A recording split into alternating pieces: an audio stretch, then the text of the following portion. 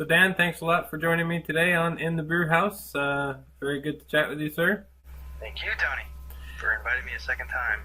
You seem like one of those guys that you have the ability to sort of transcend prejudice and just show up everywhere. So you're like on CraigTube, Cellar Dwellers, Bubbles and Chalk, Homebrew Talk. You're watching all of the, seems like all of the JTV casts and what used to be on, or is now on a lot of ones that are on Vaughn Live now. So, how about that? I mean, do you not have a job? No, I have a job, and my job is a computer programmer, so I'm at the computer all the time. And I'm able to watch videos, a lot of YouTube videos, Humber Wednesday videos, while I'm working. So, I've been on the internet for a long time. I've been in forums for a long time and for other things, and so getting involved on forums and online communities has always been something that I do. So that's why I like to. Yeah, I'm on 17 Crew. Milk the Funk on Facebook is another one. And obviously the YouTube community. That's the main community I try to focus on. Mm-hmm. The Milk the Funk community on Facebook. That seems really active. You got a lot of people that are in there, and it seems like a lot of new people are coming in all the time. Yeah, it's a pretty good group. I think it's fairly new. I haven't seen a lot of elitism or anything like that, or bullying. You can see that in some of the other groups I've seen on Facebook that are beer orientated. This group is much more open arms.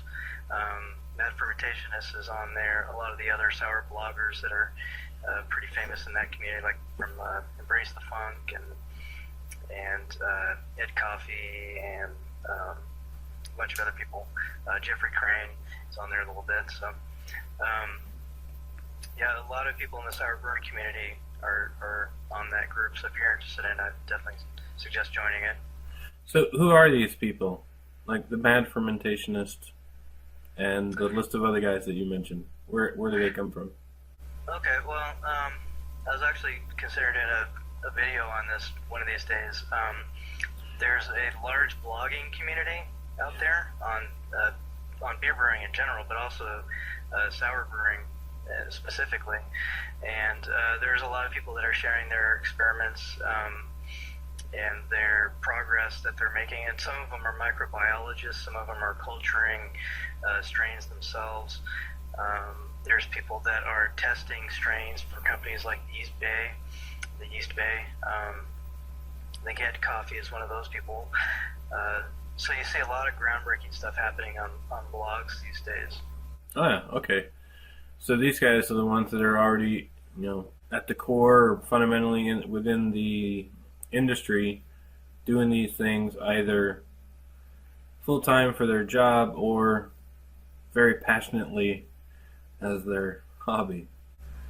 Yeah, most of them are homebrewers. Some of them are homebrewers gone pro, like the Embrace the Funk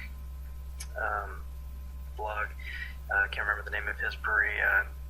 Brad is familiar with that one. I think it's near him. Or not Brad, I'm sorry. Patrick. Patrick is familiar with them because they're in his area, Nashville, yeah. I believe, or Memphis. So yeah, there's a lot of groundbreaking stuff, and it's starting with homebrewers. A lot of the breweries just don't have the means to do this level of experimentation, with new strains that come out all the time. There's so many strains of Brettanomyces that haven't been explored yet, and so this is kind of ground zero this year and last year as far as new strains coming out. Right. So speaking about sour beers, and then you also mentioned Hat Trick. We just interviewed him, or I just interviewed him, and now people might know him better as Stephen Tate.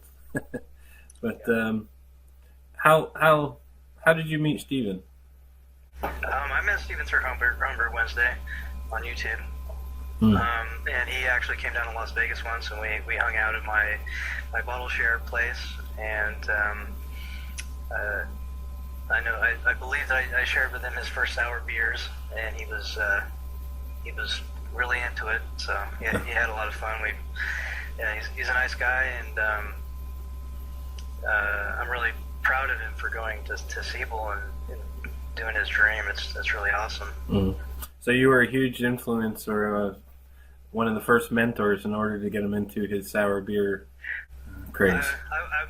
I won't take too much credit because I think he was a good probably a better home brewer than me, and he's done a lot more work than I have, as far as learning and becoming a professional. But I did share with him his first sour beers. Yeah, so.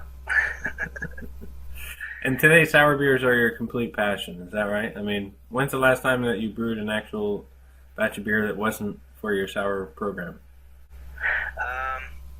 It's probably been about a year and a half since I've brewed a clean beer that wasn't going to be used for sour beers. Yeah, I've kind of given up on that. So I brew less, and when I want a good IPA, I just go and I buy one. When I want a good Pilsner, I go and I buy one. There's some local breweries here now that are making better beer. So I have access to tons of really good beer. The sour beer is so expensive, and it's so rare and hard to get. I'm like, let's make that stuff. So, tell me about some of your early on experiences brewing sour beers. Well, my first experience was really an experiment, and I didn't think much of it. That's the one I talked about on Basic Brewing Radio when James Spencer interviewed me in January. It's a Solera project, right? Yeah. Mm. Yeah, it was. I just brewed up 3 gallons of extract wort from dry malt extract and a little bit of maltodextrin, and I had split it up between 3 different fermenters and put different dregs from commercial sour beers into each fermenter, each 1 gallon jug. And I didn't expect much of it, but at about a year and a half, or maybe about a year, I sampled them, and one of them was tasting really good, and I was able to eventually get it bottled up and finish it, and the final product just blew me away. It was like, wow, I can't believe that I made this. So I'm just going to do this from now on. It's the best beer I've ever made for sure. And this is like one of the base beers that you used in order to go on to win a competition this year? Yeah, I won a BJC, just a local competition here, BJCB competition. And yeah, it was from one of those experiment beers that I did like 2.5, almost 3 years now ago. So what I did is I only had 1 gallon of it, but I racked it into another fermenter, a larger one, and then I put another 4 gallons of wort on top of it, and I just let it ferment for about 3 or 4 days, and then I pitched some fresh Saccharomyces US-05 into it, oaked it a little bit more to get the oak flavor up a little bit, and let that go for about 3 or 4 months that way, and then bottled it, and yeah, it was really, really good sour beer. So how would you recommend others get started if they want to start doing sour beers? First of all, you need to buy the book by Michael Tonsmeyer, American Sour Beers. That's step 1. So that would be this book right here. That's the book. Yeah, that is. I'm going to do a book review on that more extensively later on, but that book has filled a gap in the home brewing world that has been needing to be filled for a very long time. Now, the Belgians have been brewing sour beers for centuries. So what is different about this book?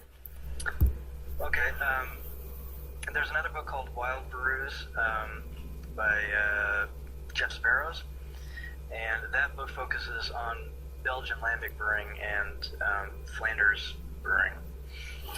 And Michael Tonsmeyer references that book in his book, and he says, if you really want to learn about lambic brewing, buy that book. I'm not going to really cover it. He does cover spontaneous fermentation.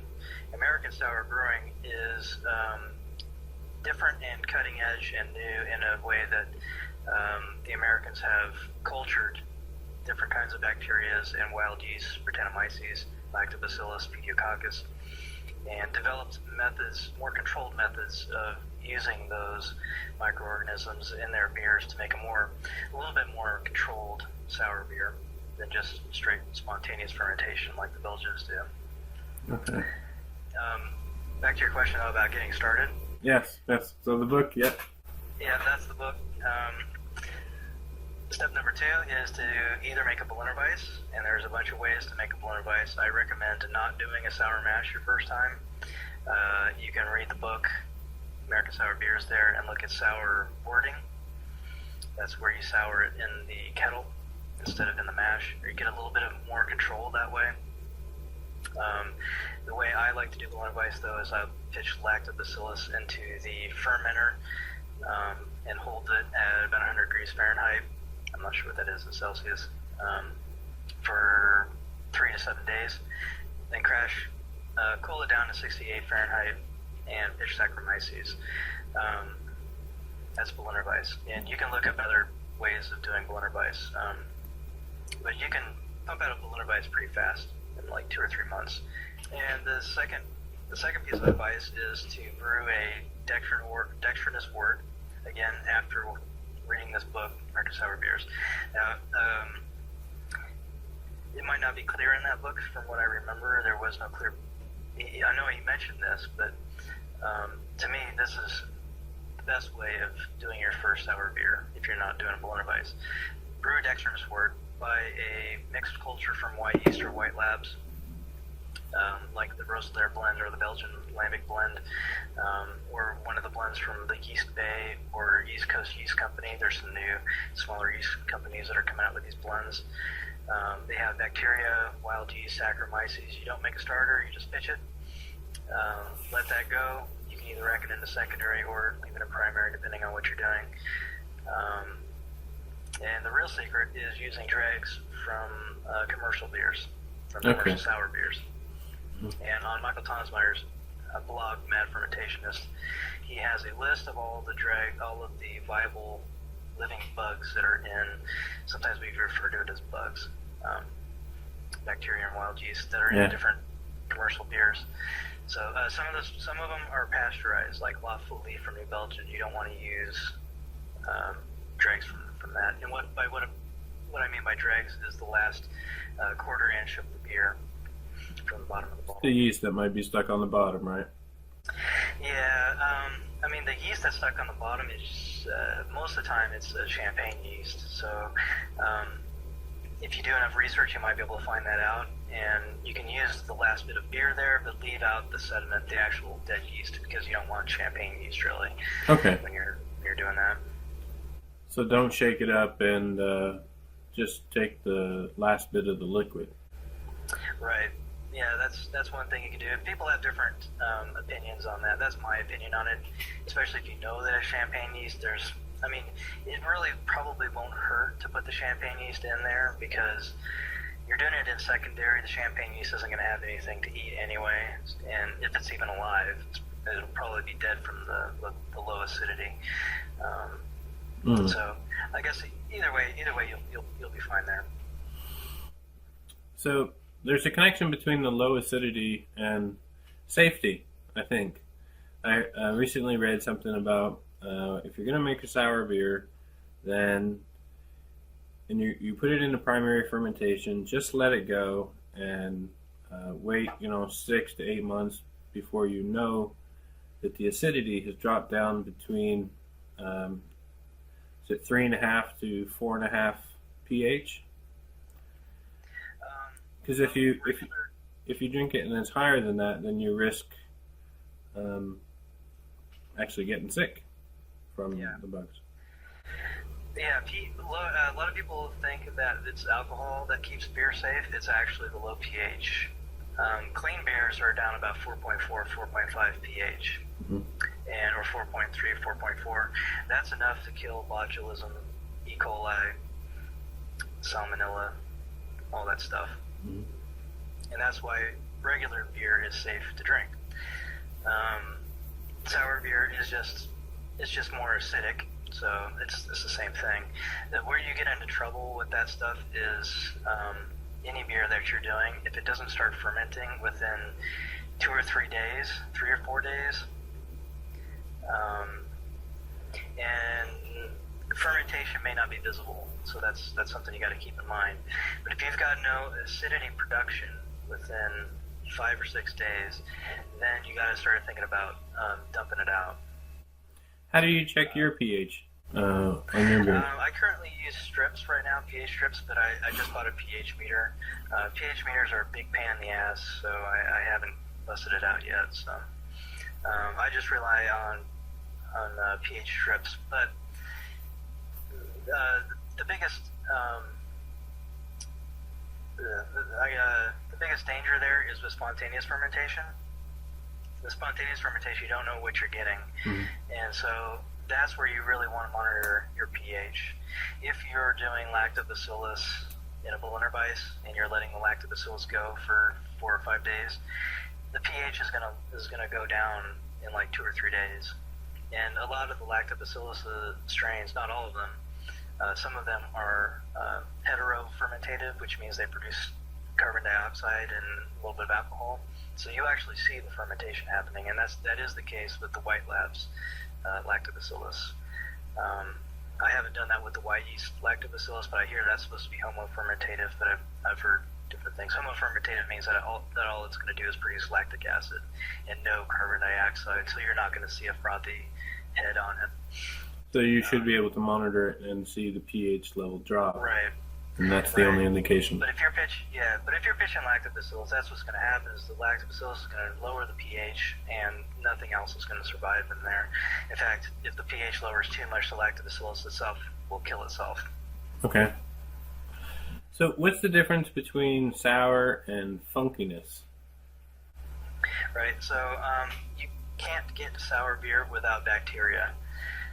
Lactobacillus and Pediococcus, they produce lactic acid, and that's what tastes sour. Brettanomyces can produce a little bit of acetic acid, so it can make things a little bit tart, but its primary role is to create what they call funky flavors, and these are like, they call it barnyard funk or horse blanket or armpit, cat pee, all kinds of really bad descriptors. And in small quantities, these flavors are really good. It depends on your palate, depends on who you are. Some people don't like any of that. Some people like it heavy. Most sour beer drinkers, I think, generally like it in the moderate range. Because you can start getting kind of like medicinal and, just too much leathery type flavors. That are plastic phenolics or something like that? That would be bad. You're right. Yeah. So, so your funky beers are like your farmhouse saisons that have Brettanomyces added to them. Those are your funky beers. They're not really sour, though, because they don't have bacteria. Okay. So what do you got going on for your next projects? Well, I've got a loquat sour beer. I picked some local wild loquats, and I just sampled that tonight, actually. And I was playing with blending it with a couple of other beers, and I decided it's too good to blend. Unfortunately, it's only 1 gallon batch, so I wanted to blend it, to get a little bit more. But yeah, the blends weren't working out for me. I've got another saison.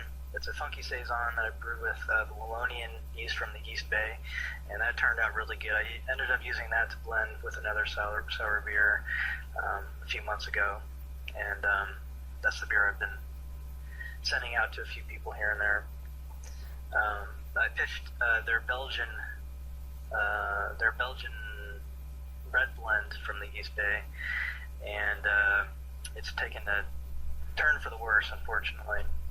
So it's getting a little bit, it's got some harsh alcohol character to it, so I don't know if it's going to mellow out or if it needs to age. That's how it goes with sour beers. You don't always know what you're going to get. But I guess that's what you will do, is just sit on it and wait and see if it evolves. How patient are you? How long will you wait? I have Let me think. I don't think I've ever dumped any sour beer yet. From my original 3 batches that I did 2.5, 3 years ago, one of them turned out really good. I turned that into a Solera. The other 2 oxidized. So the airlocks went dry on them. Mm-hmm. One of them turned really purple. It was kind of gross. But over the years, the cardboard flavor has started to go down. And I emailed Vinny Trelurzo asking him advice on that. And he said no, not that he knows of. There's no way for Brett or some other process for oxidation to go away. But I know what I've been tasting, which is that the oxidation has slowly gone away.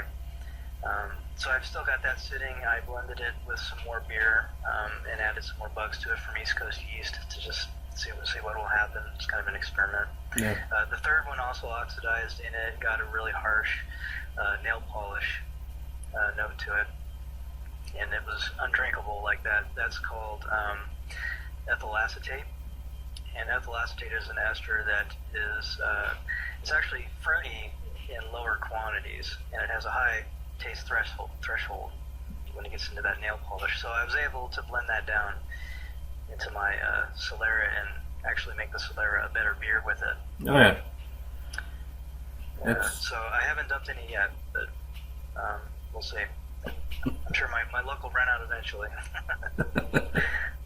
So do you have like an entire room in the house dedicated towards these carboys and 1 gallon? I do. Yeah, I don't have a lot of space.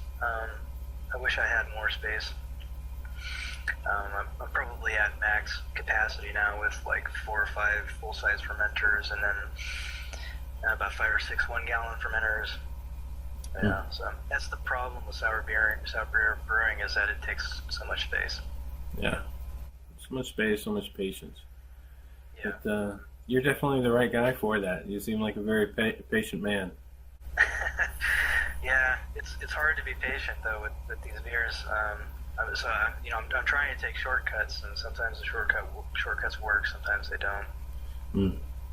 I just brewed a Berliner Weiss with my house culture. My house culture comes from Cascade Brewing in Russian River. They're bugs, and the Cascade Brewing has Lactobacillus brevis, which is a stronger strain towards hops, more hop resistant. Cascade doesn't really use hops in their beers though, so over time the bacteria loses its resistance, and then you have to build it back up. How do you do that? What's that? How do you build it back up? Well, theoretically, you will build it back up by introducing it generation over generation with hoppier beers. Okay. IBUs. So I started off with the Berliner Weiss that I hop bursted, no bittering, with Azaka and Centennial. Thanks to Pukensi, he gave me that little tidbit on that hop. I've never used it before. So, so I made a Berliner Weiss with a little bit of hops in it on my sour culture, and it got a little bit sour. Not as sour as I wanted it to get, and I think I could improve the sourness by not pitching yeast at the same time. The secret with sourness is lactobacillus. Especially if you're relying on lactobacillus for acidity, is it like simple sugars? Would you wait and let primary fermentation go first and then add the lactobacillus later? No, I would pitch the wort on my sour yeast cake, and there's no Saccharomyces alive in that cake. Saccharomyces dies really fast. Different strains faster than others, I'm finding out. The US-05, for example, in a really acidic beer, it'll be dead in a month. So my sour yeast cake, it's about a year old or something, and there's only bacteria and Brettanomyces, lactobacillus, lactobacillus brevis from Cascade. So if I pitch the wort and I let it go for 3 or 4 days, I'm letting the bacteria have its way with the simple sugars before the Saccharomyces gets in there. So you'll hear the mad fermentation, he'll say, whenever you repitch on a yeast cake, always add brewer's yeast, and I think that's a good idea in general, but you can also not do that. Okay. You can rely, if you have Brettanomyces, you can rely on the Brettanomyces to do the primary fermentation, and you'll get a much more sour, thinner beer that you can use for blending. So when you pitch lactobacillus into an already finished beer or at the same time as Saccharomyces, it can't compete with the Saccharomyces. Saccharomyces just eats all the simple sugars that it wants to eat, and it doesn't, it'll give you a little twang. That's about it. Okay. So a couple things about, a couple questions. Your yeast cake. Is this sitting on beer for the entire period, and then you rack it off into another vessel, and then you take this new fresh wort and just rack it on, or do you have like yeast cake, at the bottom of a fermenter that's just been sitting there for a while? Maybe it's got like a little bit of beer on top of it. How does that work? Have you experimented with that? I guess you're kind of asking two different things, I think.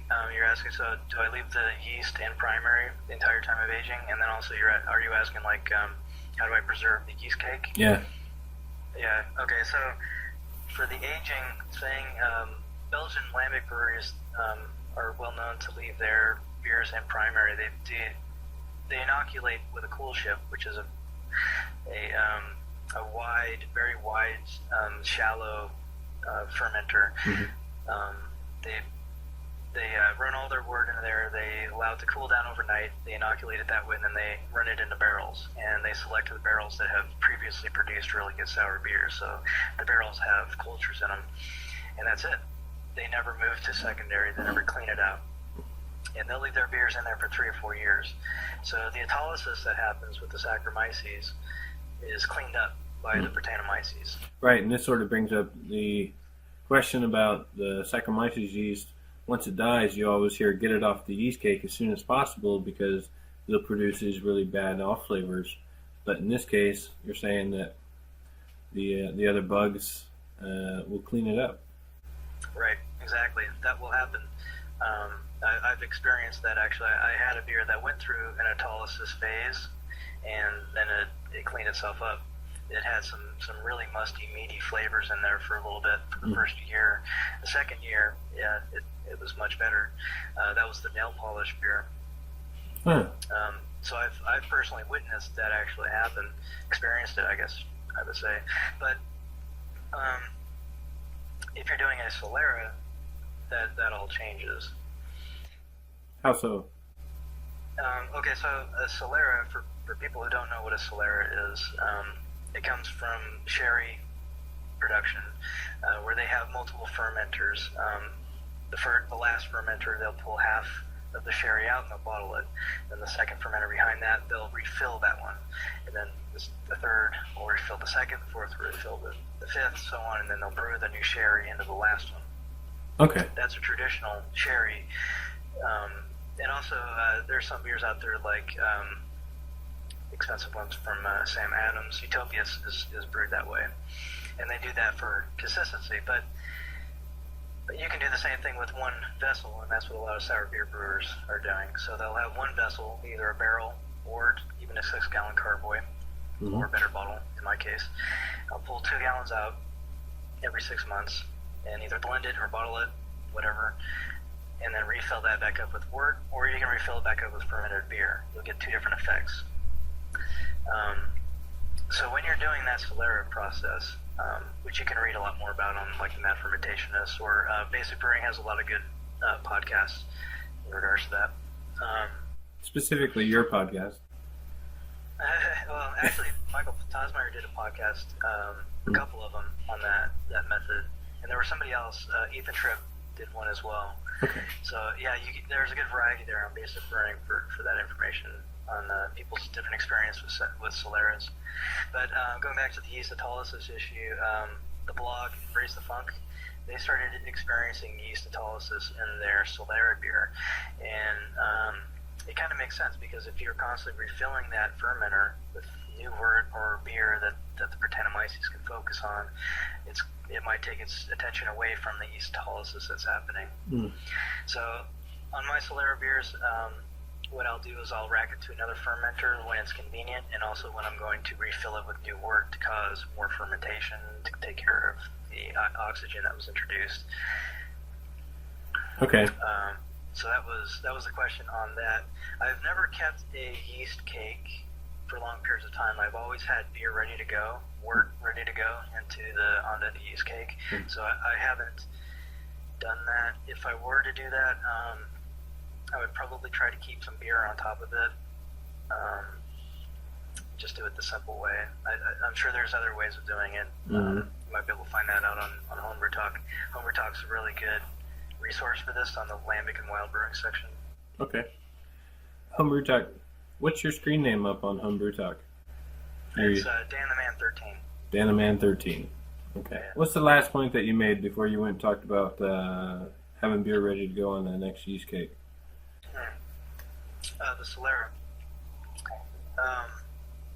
Yeah, when I rack to another fermenter and get it off the old yeast cake, I like to also have wort ready to go to refill that cup, and that will restart fermentation.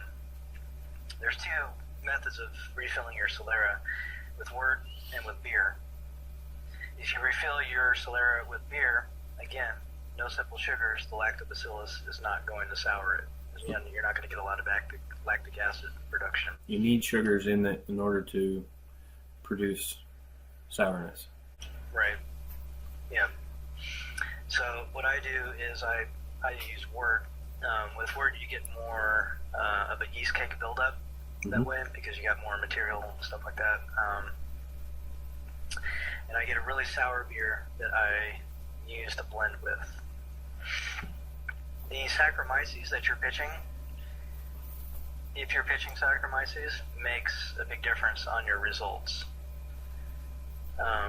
If you pitch a clean yeast that doesn't produce a lot of esters, like the US-05, you're going to get a more sour beer that's lactic and lactic acid, but it's not going to be real funky. Because the Brettanomyces likes esters from other, like Belgian Saccharomyces strains that produce the banana and the clove. Those esters, the Brettanomyces yeast will take those esters and convert them into the more funky flavors. Okay.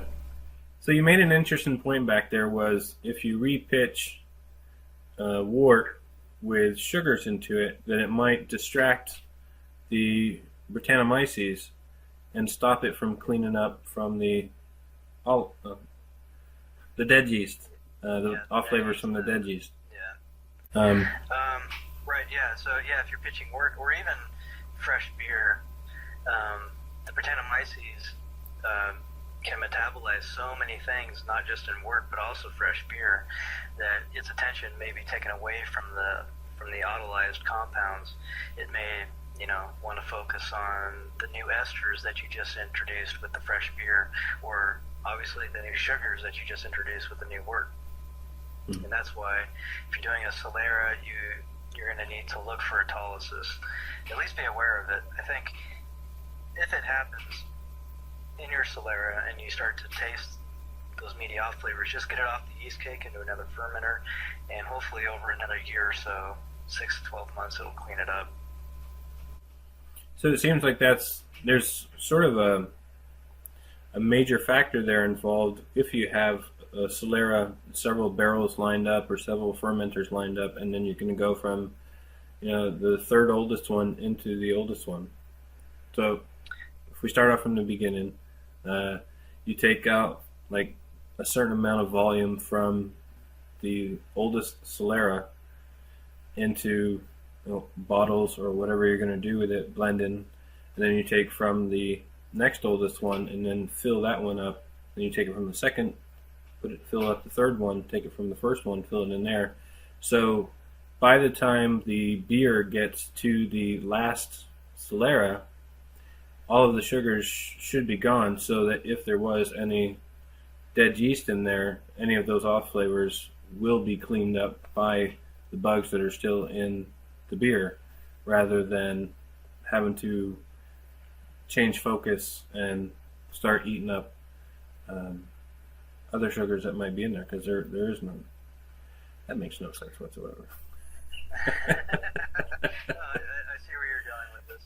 Yeah, so with Solera, the traditional Solera has those multiple fermenters, but a lot of people who are doing sour beers only have one fermenter. They're doing a single stage Solera. there are people who are doing those multiple stages, and I don't have any experience doing that, and I haven't read a lot about that, so I don't want to make any comments on if yeast autolysis is going to happen in there. I would think not, because when you're racking from fermenter to fermenter, you're not going to be racking a lot of yeast. Mm-hmm. From the other fermenters. You're probably going to be racking from the middle of the older fermenters. So you're going to come up with a clean beer on the older one.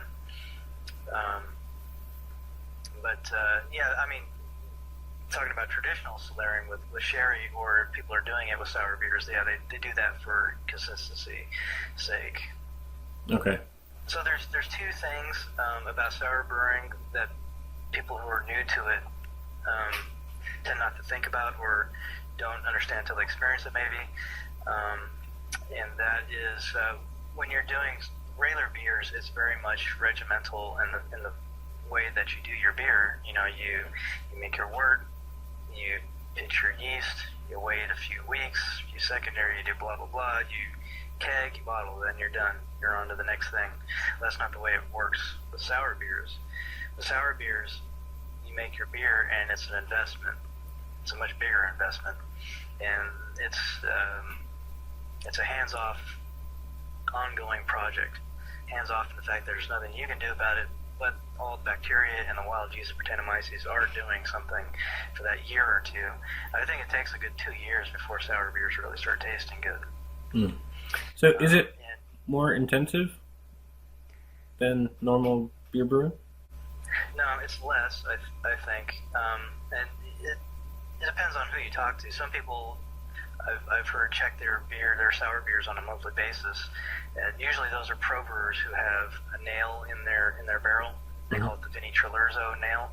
He puts a nail in about a third of the way up on the barrel, and then when he wants to take a sample, he pulls the nail and he takes a sample of it.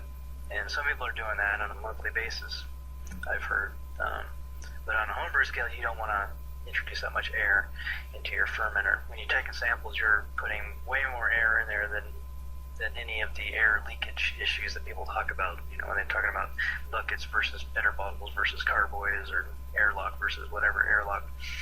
When you're sampling, you're introducing way more air into your beer. So I only sample every 6 months at the most. I try anyway. Yeah, so the beers are ongoing. They're an ongoing process, and they continue to evolve over the months and the years. And then the other thing that people don't think about is blending. And in most sour brewing, blending is a huge, huge thing. That's how Cantillon and Three Fontaine and all the Rodenbach, all those Belgian breweries, they all blend their beers. And a lot of American sour brewers also blend their beers, because it's really hard to control what you're going to get. When you're doing regular brewing, you get so good at it that you can predict exactly what you're going to get. Beer brewing is 99% man controlled, as opposed to like winemaking, which is like 50% man controlled. Sour brewing, that's about 70, 60, 70 or something like that. So, okay. So you can't think of, and I see a lot of new sour beer homebrewers do this, where they're like, oh, that's my Roselaire beer. I'm going to let that go for a year, then I'm going to bottle it, and I made my sour beer. That's the wrong way to go about it. You make that beer and monitor it. And if it doesn't turn out the way you want it, then you start making plans for how you can turn it into the way that you want it. And usually that's either with more age or blending. Also adding bottle tricks. That's the other good way of changing the beer. Other ways I've seen is people also putting fruit on it. Is that right? You put what in it? Fruit, yeah, that's another one people do. So far, I've not been a big fan of adding fruit to beers that I don't like to begin with. And usually by don't like, I mean not a beer that has off flavor, but a beer that's not acidic enough. And I've heard blogs talk about it, like adding fruit to beers that didn't sour. And, those usually taste pretty good, but to my palate, it's just like, There's something missing in that beer still, even though you put a bunch of raspberries or cherries or whatever into it. It still doesn't have the sour depth to it. So at that point, if you add in additional dregs, like you mentioned, then you might be able to change the taste of the beer just by those additional bugs going to work and producing different off flavors or different flavors based on whatever compounds are left in the beer. Right. The problem I think with that approach, that's probably the worst approach, because you want to add your bottle dregs as early on after primary fermentation as you can, because that needs time to happen. The dregs need time. You can step your dregs up with a little bit of starter or something like that. But if you have waited 2 years and your beer is not tasting how you want it, it's not acidic enough, and you pitch your dregs into it, you're going to need to wait another 6-12 months before you see the effects of those dregs, and it may not be what you want anyway. So I guess maybe trying to change the beer with dregs is probably bad advice. I would instead go towards blending or just let it age. Aging tends to help with off flavors a lot. It's not going to produce more acidity. In fact, some people will tell you that because Brettanomyces can change lactic acid, you can take lactic acid and turn it into something else. I can't remember off the top of my head what it is. Lactic something or other. So some people will tell you that it'll even get less acidic. But I got a question. So don't add lactic acid to a beer that I want to be more sour, because whatever bugs are in there will take that lactic acid and turn it into something else? No, that's actually a good question. And I've never done this myself, for adding lactic acid to a sour beer that wasn't sour enough, but I've read about it. I think even Michael Tonsmeyer in his book talked about it. And if you've already got some if you have no lactic acid from bacteria, doing that can give you kind of a phony acidity taste to it. Don Osborne on YouTube. Yep. He has a really good video on that. People who don't know who Dono is, or he's from the old Northern Brewer videos? No, actually, he was just an old school YouTuber that happens to live up there, and he's friends with those guys. Right. Okay. So friends. Way before. He's had cameos then on some of their older videos, and Brewing TV and Chop and Brew. Yeah, Brewing TV and Chop and Brew nowadays, right? But he was around. I'm pretty sure before Brewing TV was around. Dono's got some good content. People need to check that out for sure. But if you've already got some lactic acid from bacteria, then adding lactic acid chemically, from what I've read, can work for you. That's something I've not done yet. Okay. You were headed into a different direction, I think. Aging is really good for off flavors, taking care of your off flavors. Not all off flavors, but some. I've experienced some really weird things, like we were talking before about the cardboard, oxygenated cardboard. Yep. Aging the beer will help with your off flavors. Some off flavors, not all off flavors. Vinegar, if you get too much acetic acid or vinegar, it could be an acetobacter infection. You're stuck with it. That's a dumper. If it's acetic acid from Brettanomyces, you might be able to blend that down a little bit.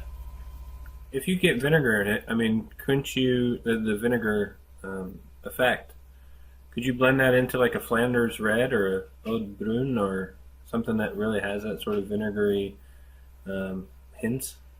Yeah, if it wasn't an acetobacter, I think that I have had an acetobacter infection. It was with a kvass that I made with a yeast culture from a local pizzeria. They have their own sourdough yeast culture that they cultured off of apricots. And I think it had acetobacter in there because it got a really, really harsh acidity to it. And acetic acid is lower in pH than lactic acid, so it's more harsh.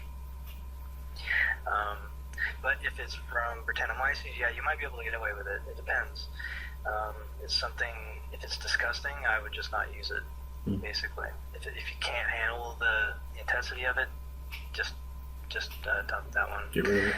Nail polish, ethyl acetate people have said to dump that. I don't believe that, but it depends on what you've got and why the nail polish got there Brettanomyces will create that, and I think it creates it with a lot of higher temperatures and maybe oxygen.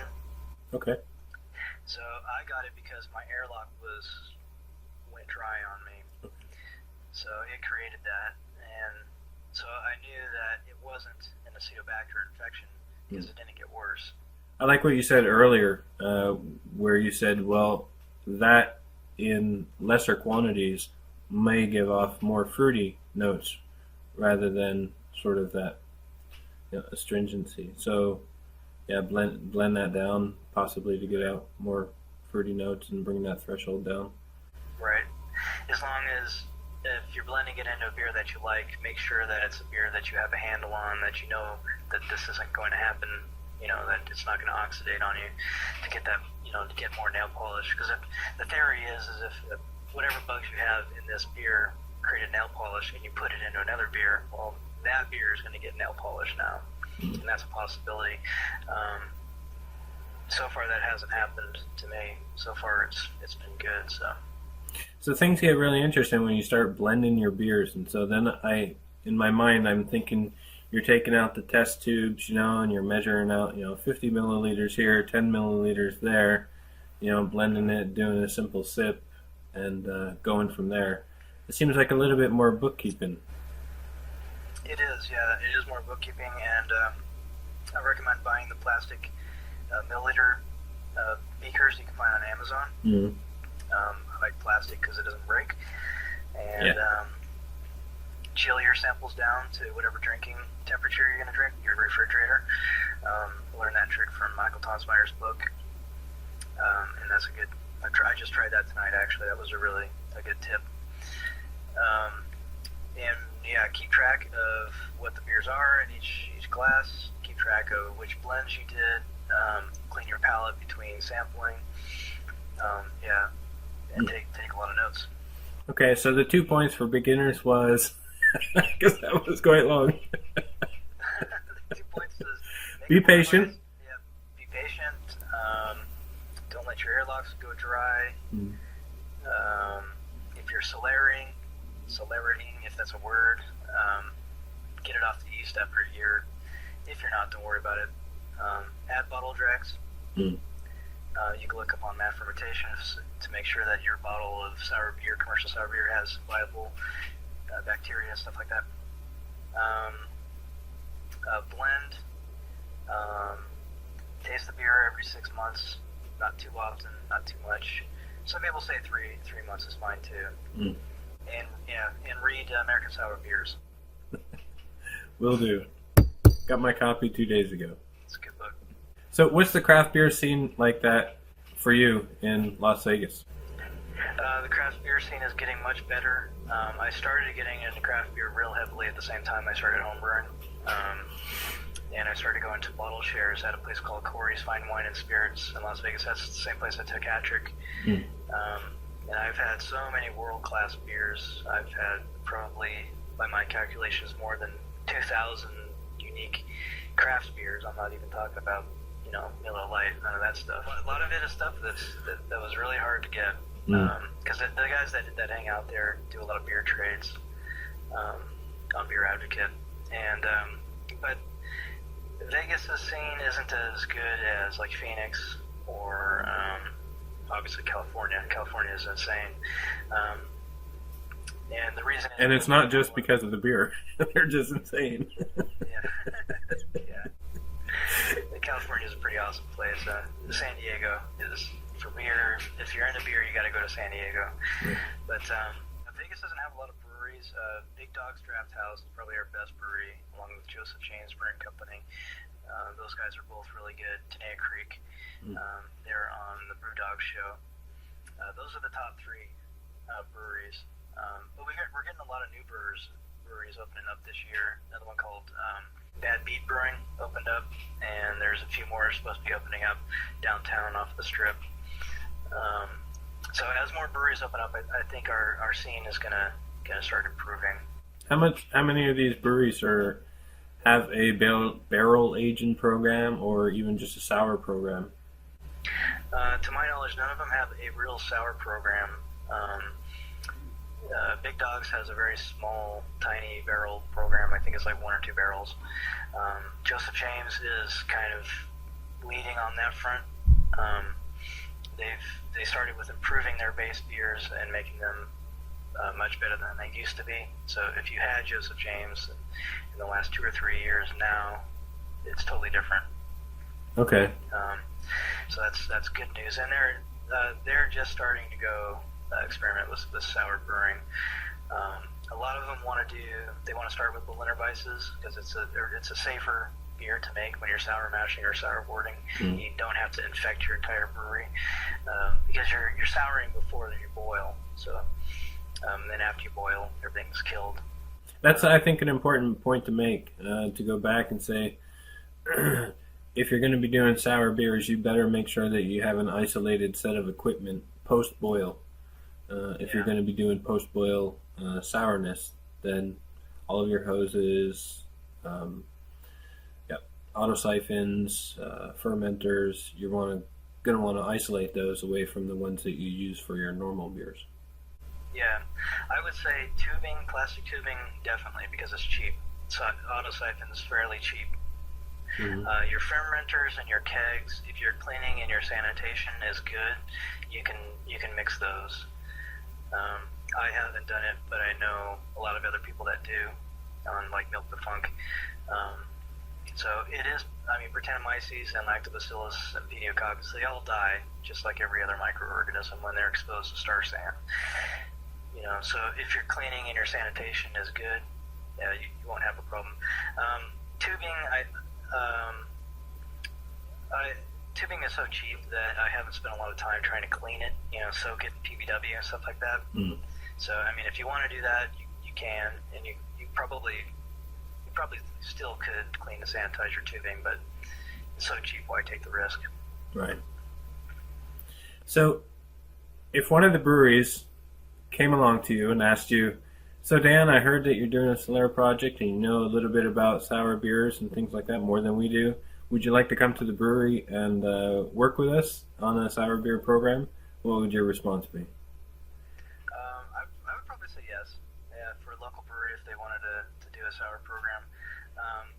I'm not looking to become a professional brewer because I'm lazy and I sit in a chair all day and and cleaning sucks. So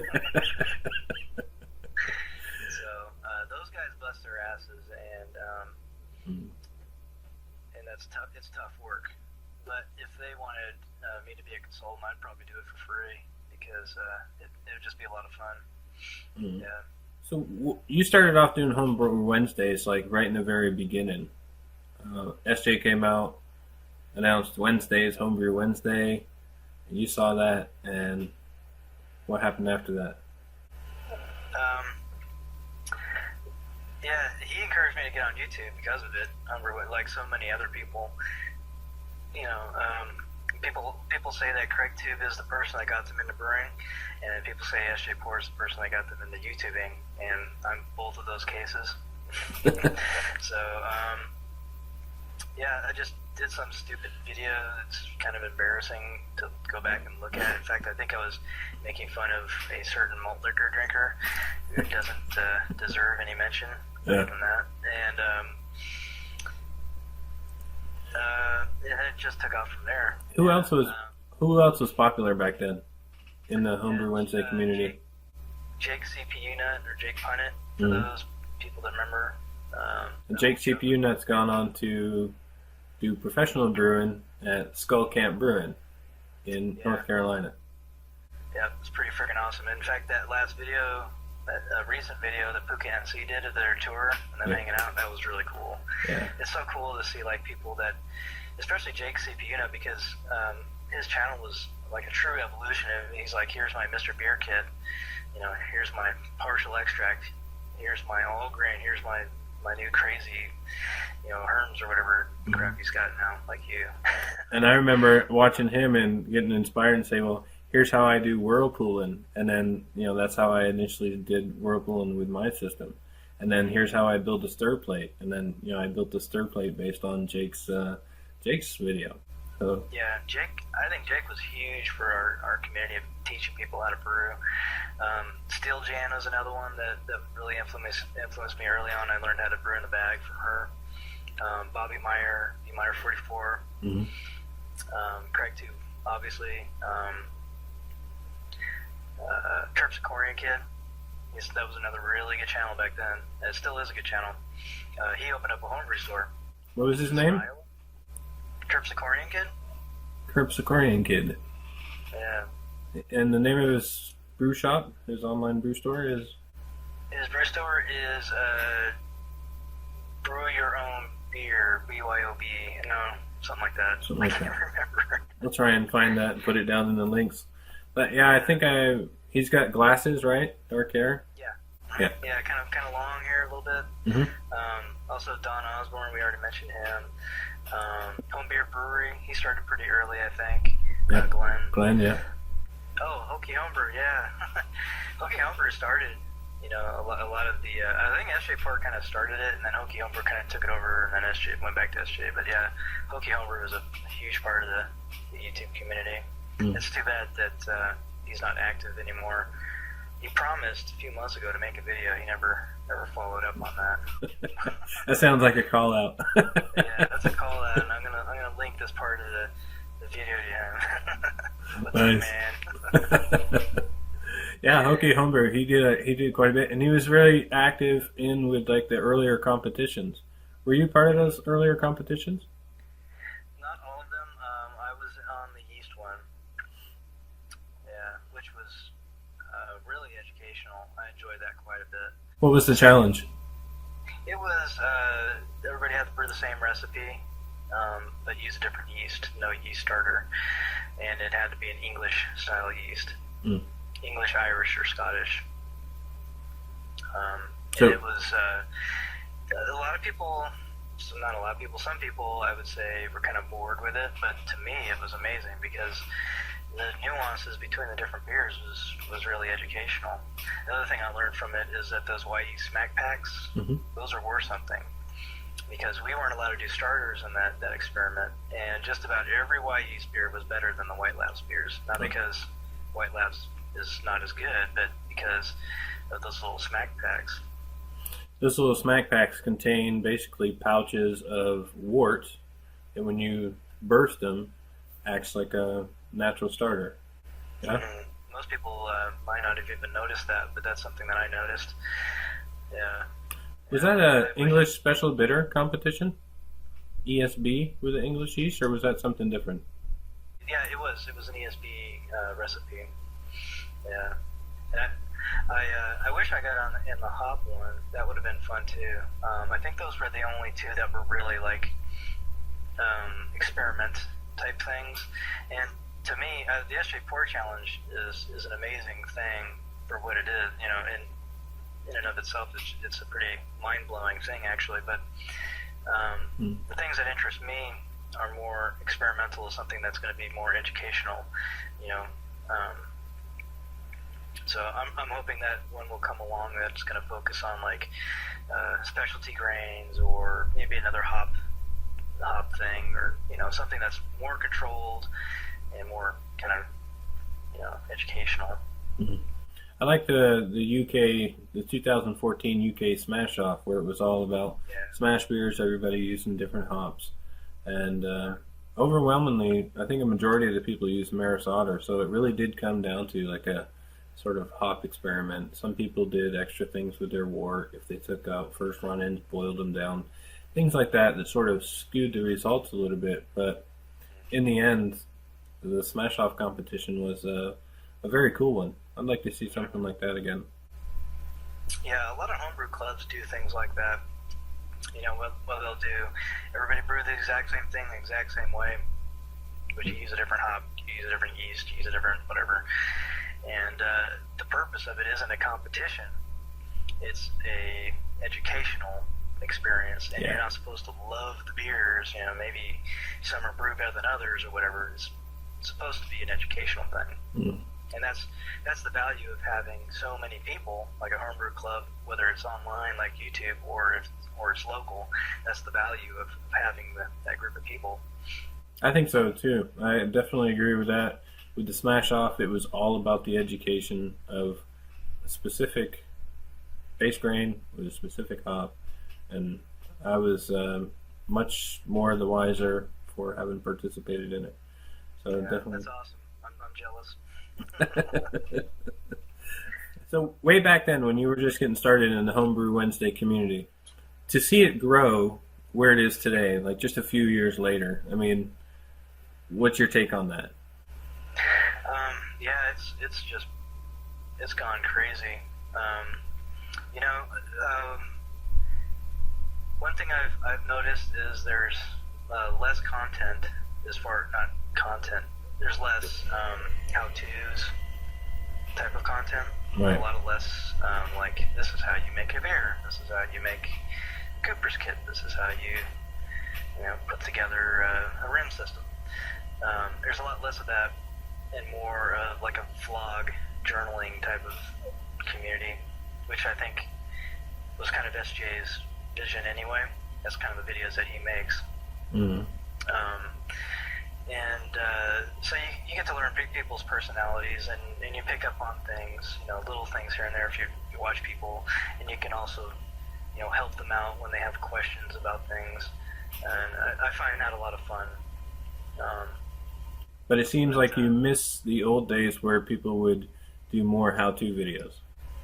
yeah, I think there's only so many how-to videos you can make, so coming out with something that's original is a challenge, you know. I mentioned Paul Wixty, that guy, and also Tiny from Octep Brewing. Those guys in particular always have something interesting, almost always, you know, that you're going to learn if you watch their stuff, and that's pretty amazing. With my videos, I kind of found a niche. People label me as the sour beer guy, but you know, I like all kinds of beers. I've been drinking a lot of Pilsner lately. I've just been having a craving for Pilsner. Cleansing the palate. Right. Yeah, it's so good. Hoppy Pilsner. Oh man, it's great. Czech Pilsners. Yeah.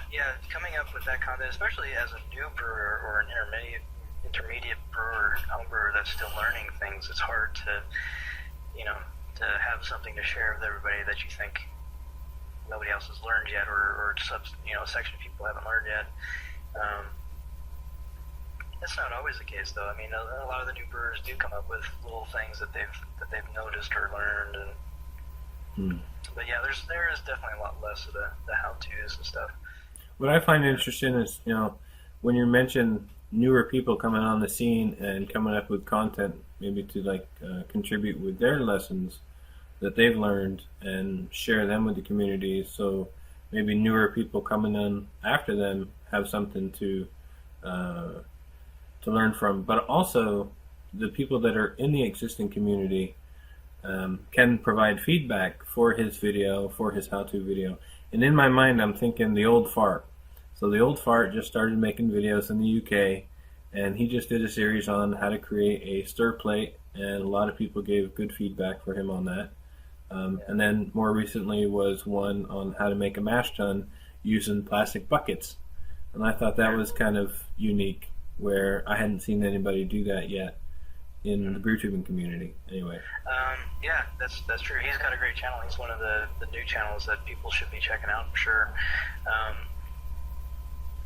One thing that I've noticed is that there's two kind of patterns that I see being in this thing for like 2 years now or whatever it's been. People come and go. So, you know, people might stay for 6 months, a year, and then they stop making videos, and that's kind of unfortunate because you get to know those people, and they get to know you a little bit through watching your videos that they do, and so it's kind of sad to see people go, but you know, life happens and life goes on. But the other pattern that you see is people who come on in the same time period kind of watch each other's videos. It's kind of cool how, you know, you don't want to call it cliques or sub communities, but it's kind of like a new wave of people, and they go together almost. I don't know if you've noticed that, but it's like classes, not like universities. You know, You got kids who come in, they make friendships, and then they sort of last for the duration, and then maybe they go their own separate way, or one of them drops out. But Yeah. yeah. Yeah, exactly. And there's also some continental groups as well. You know, I see that the UK guys tend to follow each other more. The Kiwi guys tend to follow each other Yes. more. And that's just an overgeneralization. They still follow, you know, Americans and Europe, or, you know, other people from other countries. But yeah, it's kind of interesting to see those patterns happen. And yeah, the saddest thing is, well, people come and go, but the good thing about people leaving is that now, with so many people in there, it's impossible to watch all the videos. Right, yeah, it gets very busy. Wednesday, Thursday, Friday used to be, I mean, I remember 2 years ago was very busy. So Wednesday would come around and we'd have, you know, a good 10, 20 videos to watch, you know, to get through, maybe 3 a night till Friday. But by Sunday, I was sort of bored because there was anything new to watch until Wednesday. So you really look forward to Wednesday. Nowadays, you pretty much got, you know, every day covered and then some. Man, yeah, you got some 20, 30-minute videos. Well, 20 to 30-minute videos, if they've got something to say and show, is probably pretty good. But if it's a 20, 30-minute video, somebody saying, not much going on. 20 minutes of that. I did, you know, make a beer. It was a Pilsner. I got a little bit of diethyl. Yeah, some guys do that, and then they're hit and miss. So okay, so I know some people have sort of said, I'm sorry guys that this is like a long video. I know it's like 10 minutes and that these Homebrew Wednesdays should be like 5 minutes long. I'm sorry, but I've been around for quite a while and I've never seen anybody say specifically these videos need to be 5 minutes, no longer than 10 minutes. Right. So there's no rules. The rule is if you want to make a 20-minute video, then make it. And if the people who you want to watch it are watching it, then yeah, why not? I mean, we're not doing this to become professional YouTubers, obviously. So I try to keep my videos short because I do like having as many viewers as possible. I would be lying to say that I didn't care, you know. And also, I don't want to, you know, I want to give people enough time to watch my video and then watch a bunch of other videos. So to me, I feel like it's kind of courteous, but I'm not going to criticize somebody that makes 20, 30-minute videos either, because I think they're cool too. But also within these communities, you also have various different personalities. And then when you have a wide variety of personalities, you also have personality conflicts. And so you have a lot of people that sort of, you know, will maybe initially become a part of a clique, and then the clique breaks up because of a personality clash. But you somehow to manage to transcend all of those personality conflicts and are friends with everybody. And for that is really, it's very mature and very admirable. So it's something I have a huge respect for you, because you're able to avoid those personality conflicts and you exist everywhere with harmony. Well, thank you for the compliment. I appreciate that. What is your secret to getting along with everybody in all of the cliques and all of the areas? I just try to treat everybody with respect and not make any assumptions about what they do and who they are. Because when push comes to shove, none of us really know each other in this forum. It's online. You know, we only see what we see and what others allow us to see. So, you know, I try to just treat everybody with respect. If it's a new brewer, I try, and they're asking something, or they're saying something that's incorrect, I'll try to word it in a way that's polite to try to educate them on something. But that's not to say that I'm a pushover. I don't think that I am, because, for example, me and Gash Slug kind of got into it on Facebook. Had a back and forth on the article that Dr. Chris Colby, the ex-editor of Brew Your Own magazine, came out with. He's a PhD in biology. Came out with an article that talked about how botulism is a potential risk in aging no-chilled wort or wort in general. Mm-hmm. That's on the beerandwine.com? Beerandwinejournal.com, yeah. And the article was based on, he linked a bunch of FDA, government stuff, and it was also backed by Chris White, the owner of White Labs. He talked about it with James Spencer on Basic Brewing. Mm-hmm. James Spencer, according to him, he contacted two scientists from the Center of Disease and Control, whatever, the CDC, yep. And they both said, yeah, that's an environment for botulism. So, me and Gash got into it. A lot of the Australians are, they have this practice of aging their no-chill wort. No-chill, yeah. But I think that's fine. I would draw a line where people are selling that wort or not tasting it themselves before giving it to friends. I think that's a little bit of a little bit irresponsible. That's my opinion. Yep. So, me and Gash were kind of going back and forth on it, and but I've known Gash for so long.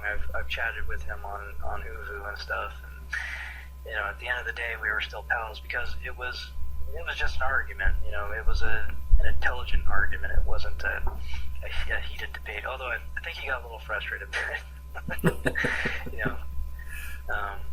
It's not personal. Yeah, it's not personal. Yeah, at the end of the argument, neither one of us took it personal, and we were still friends. He still watches my videos, I still watch his. We still chat.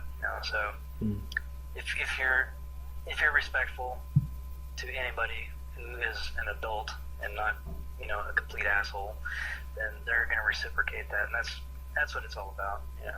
That's the only. There's no secret. As long as the conversation stays on topic and nobody gets frustrated and that results in like, oh well, you're an idiot. Exactly. Yeah. I'll if I think that somebody's arguing against my point and I think that they're making a good argument, then I'll concede. I've had arguments with some of not arguments, but discussions. Discussion is a better word. Mm-hmm. With some of the UK guys about certain things, because they have a different way of seeing things sometimes, and I'll concede to some of their points. They make really good points, but I'll also try to present, my point, and that level of respect is reciprocated usually. Mm. That's a very nice approach. So, with that, all the utmost respect in the world, sir. Thank you, sir. I appreciate that. All right, well, thanks a lot, Dan, for joining me in the Brewhouse. I mean, it's been great talking to you, and hopefully we can do it again sometime in the future. I want to know how those current sour projects turn out. I will definitely keep everybody updated, and thanks a lot, Tony, for asking me to be interviewed.